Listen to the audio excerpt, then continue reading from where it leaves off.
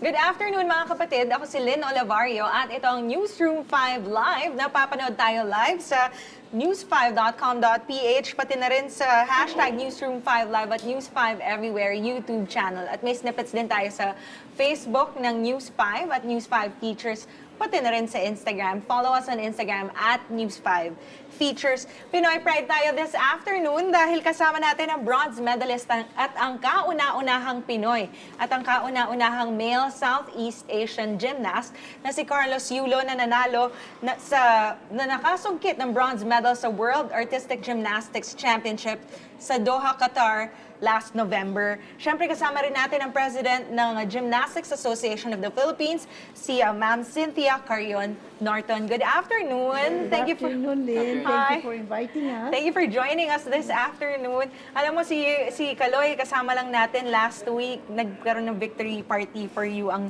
Gymnastics Association of the Philippines dahil nga dun sa big feat mo. Ikaw yung first ever Pinoy, first ever male Southeast Asian na nakagawa nun. Nilagay mo yung Pilipinas sa mapa ng artistic gymnastics. How do you feel about accomplishing this victory at such a young age, 18 years old ka pa lang? Siyempre ba, masayang-masaya po. Yun. Can I talk for you? Yes, sige po, ma'am. You know, for the first time, he became 18. All the other competitors are seasoned already, senior citizen. Siya lang, senior for the first time. You know, I was a little apprehensive yung how will he feel because he's senior for the first time, but he did very well. That's why even do you see, if you saw the video, all the Japanese were so happy that he won. And if you were not there, you will not feel that yung magaling na what he did. Because when they would say, nanalo siya ng world, so what? No. There were 76 countries here, the best of the gymnasts were there. And he was able to be one of those best of the best gymnasts. It's quite the feat. That is the main thing that should be implied. That he was among the best of the best. And he was one of the best. Grabe sa pagkamahiyain si Kaloy. Si Kaloy talaga. Ako ang PR niya. And grabe din sa pagka-proud si Ma'am Cynthia. I remember sa Asian Games sa Jakarta noong August, Ma'am Cynthia was really rooting for Kaloy and you were very sure na sa chances ni Kaloy and dun sa floor, di ba he topped the qualifying stage. Number 1 siya. And then yun nga lang, medyo kinapos sa finals. Tapos sabi mo, hindi mo rin in-expecto na makaka-bronze ka sa World Cup, di ba? Sa World Championship, rather. Ano yung binago mo from Asian Games dun sa World Championship? Ano yung nagbago? Yung sa trainings ko lang po, parang pag nagte-trainings po kasi ako, bago mag-Asian Games po kasi, parang wala pong puso yung ginagawa ko. Parang obligado pa po akong gawin. Pero nung nagkamali po ako, syempre, may reason po ako kung bakit nangyari yun. Ayun nga po, dahil po yun sa nung past trainings ko. So, binago ko po yun. And si Coach Manny po, gumawa po kami ng plan paano makamit yung ganito. Pero hindi po ako nag-expect na sa kahit anong competition po na makakuha ng medal. Talagang wala kang expectation na gano'n? Wala po talaga. Has it sunk in yet na isa ka ng bronze medalist at nagtala ka pa ng history for Philippines? Hindi pa rin. Ganon siya ka-humble and ano. Hindi po kasi, parang wag po masatisfied. Kasi pag nasatisfy po, parang para saan pa po ako? Para saan pa po yung pagiging gymnastics? Parang gano'n. Yes, know, ma'am. in the Doha, he was silver. The gold was Japan, and he was silver. And then there was one more contestant, which is Russia. I said, if Russia taps the gold, mababa siya.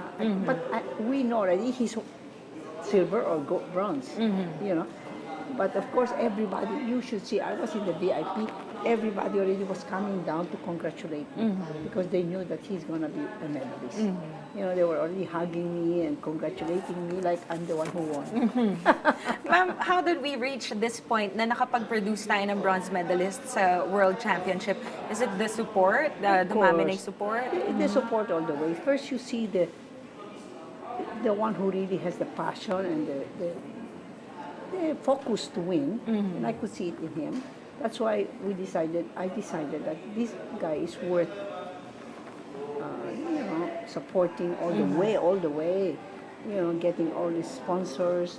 And who was my biggest sponsors is MVP, the Manny Pangilinan Foundation. I showed him lots of videos of Kaloy, and then until finally, okay. I will sponsor Kaloy. And nag-pay off naman yung sponsorship ng MVP Sports Foundation dahil nag-make ka ng history, di ba? So, salamat sa kanya. So we want some more. We want some more sponsors. Because this will continue. It's 2 more years. We have 2 more years. That's why we wonder what other endorsements we can have for him, so that we don't have to, because he has a lot of competitions yet to go for the Olympics. Marami pa po siyang qualifiers. Yes. You see, this is how it happened. In the world, in Doha, the top 3, Russia, Japan, and China, they are already, because they won the overall, yung tatlo, they're already inside, they're already qualified. And then the other 26 countries, which Philippines is one of them, are there the ones competing, getting points to see who is going to qualify for the Olympics. And every time it's a World Cup, it's points. But when it's a World Championship and he wins the next medal of the World Championship, pasok na siya. Any color. Kaloy, nung may victory party sa'yo yung gap nung last week, nasabi mo na bago mag-Asian Games, marami kang ups and downs, di ba? Tapos may times na nafe-feel mo na gusto mo na umuwi kasi nagte-train si Kaloy sa Japan. So may times na you feel you want to come home, minsan gusto mo na mag-quit mag-train. Gaano kahirap yung pinagdadaanan ng isang gymnast para mag-compete sa ganong kalaking stage? Ano yung mga gaano kahirap? Like, anong pinagdadaanan na paghihirap ng isang gymnast para magawa mo yung ganong success? Siguro po, kung dito lang po ako mag-train. Parang magkaiba po kasi sa Japan tsaka dito. Doon po kasi maraming pagaling na gymnast. So, parang doon ka na rin pa po papunta. So, parang dito po kasi, parang isa lang po or dalawa yung magaling pero hindi po yung ka-level nung, hindi po katulad ng Level sa Japan. Parang sobrang magkaiba po tayo. So, mas mahirap yung training, mas... Ganun na nga. Sobrang hirap po. Like, how often do you train? How many times a day do you train? How many hours? Linggo po, 6 na beses. Tapos, 4 to 5 hours po. 4 to 5 hours. Tapos yung each apparatus na yun, gaano mo katagal pina-perfect yun? Depende po sa training schedule. Minsan po, sa isang araw, 3, tapos sa pangalawang araw, 3. Or 6. Depende po. Kapag malapit na po yung competition, 6 po talaga. Everyday po. And I can imagine, sakit siya sa katawan. Yes. Tapos repetition and repetition. Repetition is when you perfect the repetition, you perfect it until it really is engraved in your mind, no? Ma'am, kailan nyo na-discover and how did you discover Kaloy? Well, Kaloy, I have even a video when he's small, and I cannot believe he's the same one. And when he was small, he was already like his brother, saying that he wants to attain something. You can see that he wanted something to attain. And then when we saw it in the Batang Pinoy, that he won all the medals, magaling pala ito. Then in the Paralong Pambansa, he's also winning the medals. And we saw this is that's why I decided to have a coach, a foreign coach for him. And when the foreign coach, he was still a junior competition for all the junior, and the foreign coach told me, "Ma'am, I want to bring Kaloy to the junior championship." Ay, said, no. Ayaw, kulela siya. I don't want. He said, I don't like to be kulela. And then he said, no, ma'am.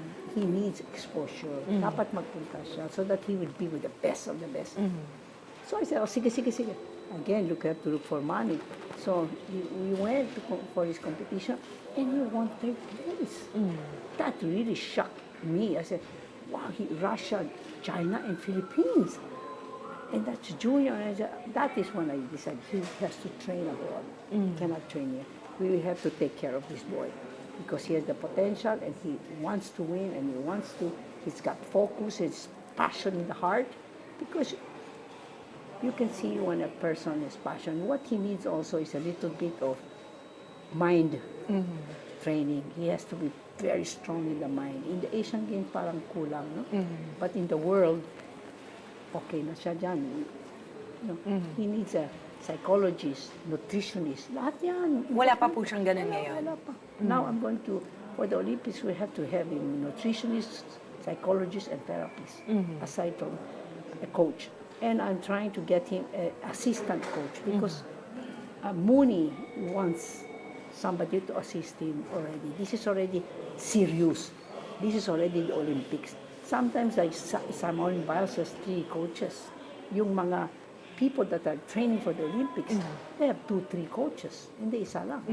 Para the other one takes, the other one's taking care of his legs, again, the other one's taking care of his arms, lahat, diba? The other one for the mind and emotion. You have to be strong in emotion. That's one thing I know about him. He's walang emotion. Very focused on emotion niya. So, he doesn't care about the people who's watching him.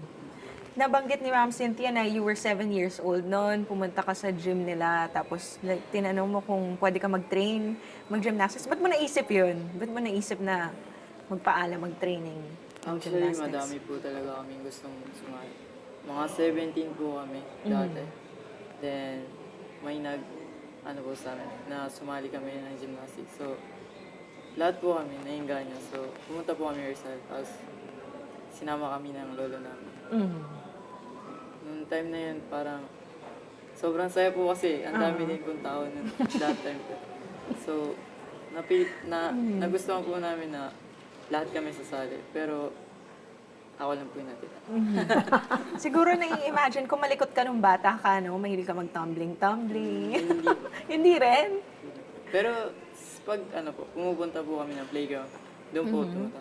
Pero pag sa bahay po, parang nakaupo lang. Really? Naging interesado ka lang talaga sa gymnastics din, na-excite parang na-curious ka din dun sa sport.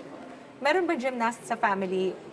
Alam ko yung younger brother mo, gymnast. Meron kang mas matanda na relative na gymnast din. He's the eldest. Ikaw talaga. Kasi na-curious ka lang, na-excite ka rin sa thought. In fairness. No, you know, in fairness, for me, I always say, all the people that are an athlete, they have to start with gymnastics because gymnastics teaches you flexibility, strength, balance, and discipline. And then you can be taekwondo, you can go to any other athlete.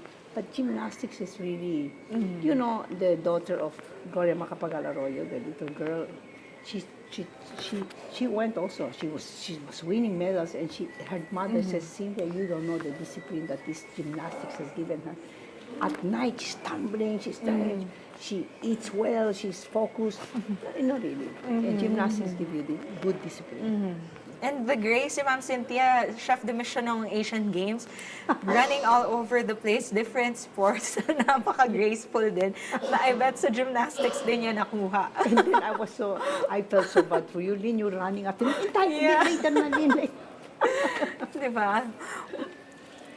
For Kaloy naman, you sabi mo nga nahilig ka sa gymnastics, pero dahil yun nga, may nag-invite sa inyo sa Rizal, pero what about gymnastics yung nahook ka na doon sa sport na yun? What is it about gymnastics that you love?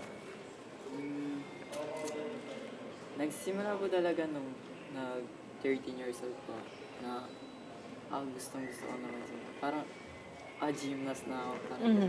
Nung nanalo po ako sa Pacific Rim po. Kasi parang ayun po yung pinaka-peak ko nung junior po. Ayun po. What about gymnastics yung nakaka-excite sa'yo? Is it the competition? Is it yung dahil magaling ka doon, nag-excel ka, you like competing, you like excelling? What about gymnastics yung talagang paghihirapan ko to? Mahirap po kasi siya. So, Yeah. nakaka-excite po yung But you can do it. yung mga hirap na dadanasin. Parang pag madali po kasi kaya ko na yan. Pag mahirap po, maraming beses mo po kasi re-repeat siya. So, ayun po yung parang pinaka-gusto ko sa gymnastics. So gustong-gusto mo yung feeling na pre-practice mo ng matagal to, tapos na-perfect mo na siya. Yung something na mahirap. That's a good feeling. You know, and I know that gymnastics is getting harder and harder and harder. Those people who say, I wonder, nothing compared to what gymnastics is not now. It's getting, in fact, the president was saying, we cannot make it any harder because they're going to be injured. Gymnastics is getting so hard to be able to win a medal. We have to lower the skills, you know, because it's too much for the gymnast. Ma'am, obviously, dun sa feat ni Kaloy na nakapag-uwi ng bronze medal for the first time for the Philippines sa World Championship, ano pa yung mga gusto niyong i-improve sa kanya para maging Olympic level or Olympic ready? Na nandun na tayo sa level ng Russia. Yeah. Well, he has to improve his skills more, and but what everybody was telling me, not to make you proud, everybody came to me and said, you know what we love about your gymnast is his legs, the way he puts it to the pointed and straight. Because if you go a little like that, that's already deduction, and like this, it's really straight. You know, that's what they said. That in that area, he is very, very good. Malaking advantage po if he has strong legs like that. Yes, definitely when you go like this, and pack, and then you. When he was showing it in the video only, everybody it's only a video, they were applauding, you know, because they saw his turn like this, and then like this, and then steady. And for us to be in that level na kaya natin matalunin yung the likes of Russia, kailangan pa po natin, I guess, ng mga more exposure, more international, Definitely. senior level competitions. Yes, definitely more exposure, more help in the coaching, more for his food also, nutrition, and his psychologist. How important is it It's po? so hard when you're there and it's Olympics. I'm only thinking of it, I'm getting nervous already. Imagine. Ikaw, matanong ko lang din, Kaloy. Siyempre, ang laki na ng expectation sa'yo, di ba? Hindi rin naman natin masisisi everyone na ma-excite na pag may Pinoy na nakapag-bronze medal sa World Championship, parang it's only natural for you to expect more.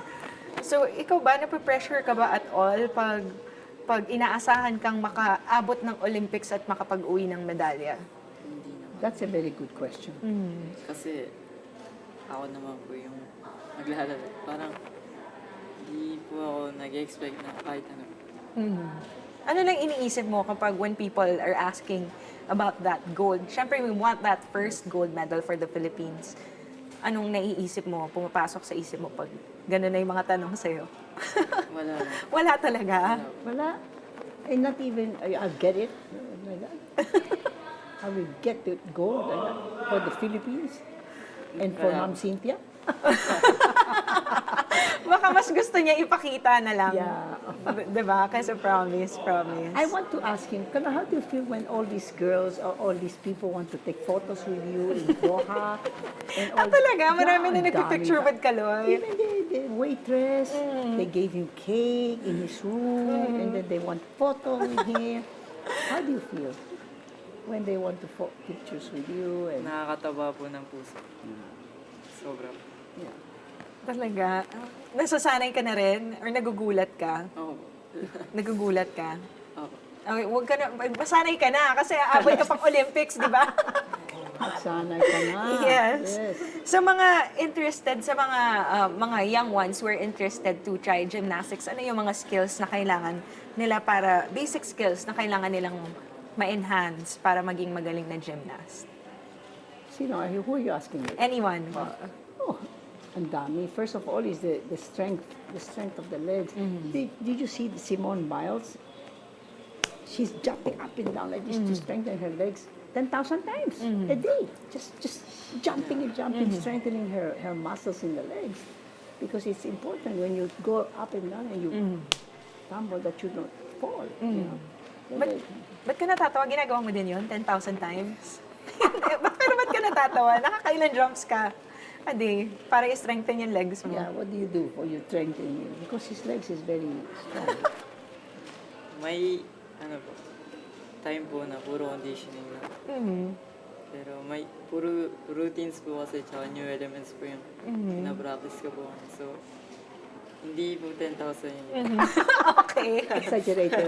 Hindi 10,000. Ang galing ni Kaloy, no? Pag pinanood mo, you're only 4'10". Pero ang strong ng legs mo. Tapos ang galing-galing mo nga. Ang galing-galing mong... Di ba? Very shy lang siya. Pero yung brother niya, gusto ko. Si Aldrew. When they ask, oh, your brother, mas magaling ako. How old is your brother? 10 years old? Better than Kaloy. 10 years old yung brother ni Kaloy, si Aldrew, na sinasabi mas magiging magaling daw siya kay Kuya Kaloy. O baka may future medalist din tayo in the making. For Ma'am Cynthia, how are we supporting our current and future gymnasts? Well, right now, you know, it's because of, I think, of Kaloy's, see, we have a lot of kids now training in the gymnastics. And we're looking at them and seeing who's can be sponsored and who can be put our money in, because after Kaloy, there should be somebody else follow through, you know. So right now that's what we're doing is looking and training and coaching. That's why finances is very, very important for an NSA, especially an NSA like gymnastics, an NSA that can win medals, not an NSA that cannot. That we cannot ever win in basketball, but NSAs that we can win in the Olympics, that's the one we should concentrate on. And I think gymnastics is one of them, because we have the build, we have the know-how, and the kids are now very enthusiastic. So what I need is more support, not only from the Philippine Sports Commission, but from Private sectors. Private sector, I would like them to sponsor some of our kids, you know. Ma'am, Like they did Kaloy. would you say na dahil sa victories ni Kaloy, naiinganyo din yung mga ibang kids na maging katulad niya? Yes. Has it promoted interest Oh in, yes, a lot. in a lot, gymnastics? yeah. And then when you come, everybody's so excited to see you. They're also excited to see him, you know. Siya na ang poster boy ng gymnastics. Yes. And a lot of people asking me, are you sure he's not Japanese? No, he's Filipino. Pinoy na Pinoy yan. Laking Manila yan eh, di ba? Oo, mukhang Japanese. And then, sa mga gustong pumasok po sa sport na to, do you have training camps or... Ah, yes. Right now, we just finished one training camp for Japanese, and we're now doing a lot of, especially now for the SEA Games, we're really doing a lot of training camps abroad, for our girls also, for our training for the ladies, and our rhythmic. You forget gymnastics. I cannot concentrate on artistic. We have women's artistic, men's artistic, we have rhythmic, we have sports aero, we have trampoline, we have all of these other sports that we can win. Even our trampoline, we can very well win there, you know. And speaking of SEA Games, excited ka na ba sa SEA Games 2019? Hindi pa na. Hindi mo pa siya naiisip. Napaka-steady ni Kaloy, no? Mas excited ba yung kami para sa kanya? Siyempre, dito gagawin, di ba? Hindi mo pa nai-imagine yung home court, ganyan. Hindi pa. I want him to win the 7. Like Phelps won all the medals in swimming, he has to win all the medals in artistic. Hindi lang pala gold ang expectation ni Ma'am Cynthia for you. Sweep talaga. Sweep 7 medals. 7 golds. Pag sinasabi ni Ma'am Cynthia yun, anong naiisip mo? Yes, Pwede. ganun, yes. Hindi, kaya naman po kasi. Kaya naman. Asian, out of the South Sea Asian countries, the only one he should be afraid of is Vietnam. They really want to match. I mean, they're trying so hard to beat Kaloy. That is what everybody's goal is, to beat him. Ikaw na talaga yung target ngayon, ng mga Southeast Asian neighbors natin, Hindi ko po alam. Ang cute niya, no? Parang wala siyang idea dun sa success niya. Ang cute. Pero ang nakakatuwa din, kasi di ba, obviously, it doesn't get into his head, his success. Tapos very, very grounded pa rin tong batang to. Yeah. When we were in Doha, I'll tell you a story. Here comes this Channel 2 to escort. And then he was saying, he said something like this, like, why are you also excited about? I haven't done anything yet.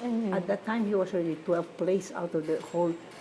Wow, when I heard him say that, I called him. I said, Kaloy, what do you mean you haven't done anything yet? You are 12 in all the countries. Out of 76 countries, you are 12. And then you are now in the finals. That is not a achievement. And then I invited his head, and then, so you better win the Baka pag may nanalo na ng gold, doon na niya sasabihin sa sarili niya, I have done something. Yes. But now, you ask him, has he done something? Have you done something, do you think? Wala pa rin. Bakit? Ano gusto mo? That's good. That means he wants.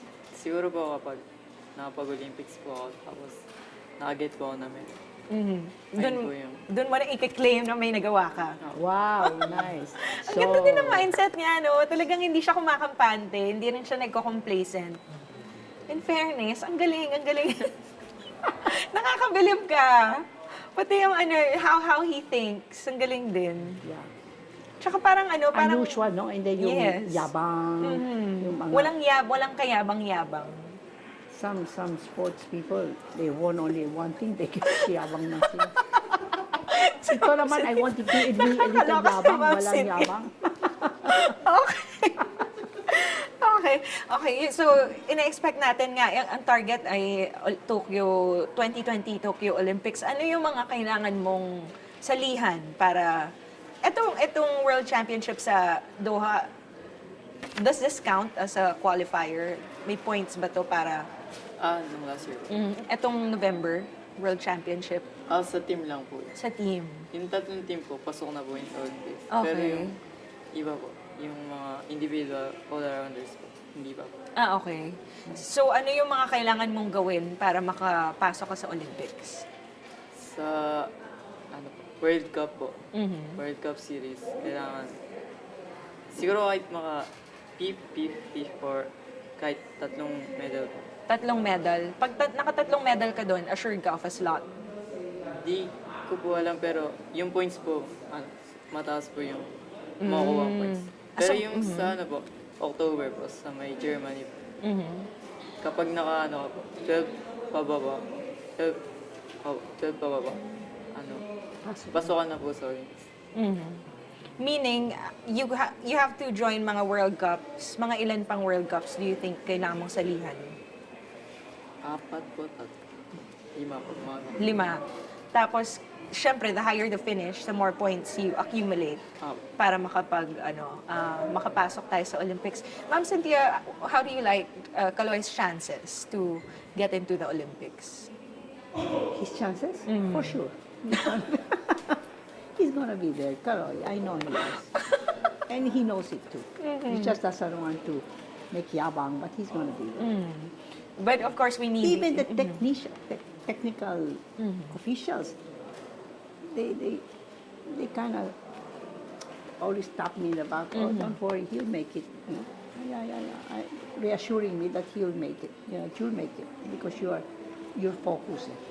You're focused. Not like you can see now. He doesn't think he did anything because he's still focusing in the Olympics only. And which is good. Doon ba sa finals ng Asian Games, kinabahan ka ba doon? Nung bago po tumira. Naka-feel ka rin ng kaba? Yeah. Pero nung simula na, wala na po. As in, wala nang kaba nung nag-start? So, pero do you think nakatulong din yung Asian Games na yun para yung experience mo doon para sa mga World Cup mo, mas confident, mas sure, mas precise? sobrang laki po ng tulong nung nagkamali po. Talaga? Kasi di ba nagkaroon ka ng mga series of like bad landings nung finals towards the end. Para, how do you feel na that experience will help you moving forward? Kasi may sasalihan ka pang like 5 World Cups. Siguro po, mas kagalingan ako po sa training. Kasi, gagawin ko pong parang competition then training. Parang, pagko-combine niyo, parang, Hindi pwedeng puro train lang na walang competition. Dapat. parang pag-iisahin ko po yung competitions and training. Parang, transform. Meron na siya bronze, meron na siya silver. Ano kailangan pa? Gold. No? The next step is gold. So, Gusto ko yung pagka-NR niya sa gold eh, no? Pati din sa pressure. Ako nga yung napapressure for you eh. I feel pressure. I feel excited. Parang I feel more excited. Or parang ako rin yung, parang pag pinanonood kita, parang ganon. Pero si Kaloy parang steady lang siya. Yes. Very calm and steady. And Which is a good character to have. You know, you're calm. Otherwise, we have gymnasts in the Philippines. She's very, very good in the Philippines. You bring her abroad, she falls because she gets nervous and she's not steady and she doesn't have that emotional control. I said, so I said we have to make sure that she's stronger emotionally. ang swerte pala ni Kaloy din na may ganun ka ng exposure din, di ba? Na para talagang hindi ka you don't get the jitters anymore. Wala, jitters? Not even a little bit? Jitters is yung... Like you feel nervous, Yeah. or bigla kang matatakot, gano'n. Sa mga past competition, may ganun po. May ganun pa rin. Nung juniors po. Pero parang pag araw-araw mo naman pong ginagawa, nagiging normal na. I love it. Kaya nga sobrang importante ng experience eh, di ba? Tsaka na exposure. Okay, Kaloy, sino yung mga gusto nyo, dun sa mga World Cups, sino po yung mga nakikita nyong like countries to beat? And how do you want to prepare for those countries na gusto mong tapatan or higitan? Sino yung mga nakikita mong mga powerhouse? Kasi di ba may mga World Cups ka pa? Sino yung mga teams or like countries to beat there bago ka makarating ng Olympics? Ayun pa rin. Japan, China, and Russia. Japan, China, and Russia. Gaano kalayo pa po sila sa atin? I mean, like, how far are we from those powerhouse countries sa Not gymnastics? very far. For me, not very far. That we just more training and more, see if we can, because you can never tell. Like in Doha, the number one gymnast of Russia didn't make it. It was the number 2 that made it, not the number 1, because he fell or something happened to him, And then the nice thing about it, like I mentioned, is the country was behind Russia. Putin himself was texting his athletes to do well, and all the athletes were so proud that Mr. Putin was behind them, So I guess we're not far behind in terms of skill, pero we can do better in terms of support. Support.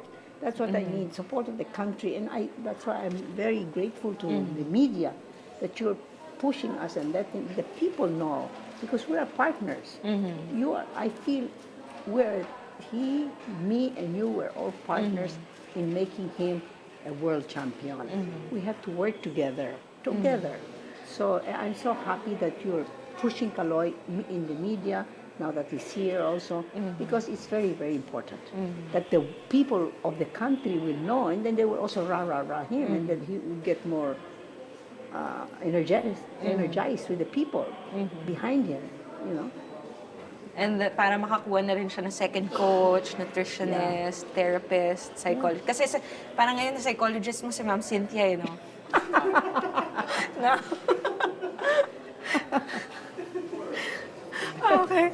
Cynthia and Kaloy, sino po yung mga gusto niyong pasalamatan na mga sumuport na po sa inyo doon sa successful bronze medal campaign niyo in the World Championship in Doha, Qatar? And sa buong career niyo po sa gymnastics, who do you want to thank?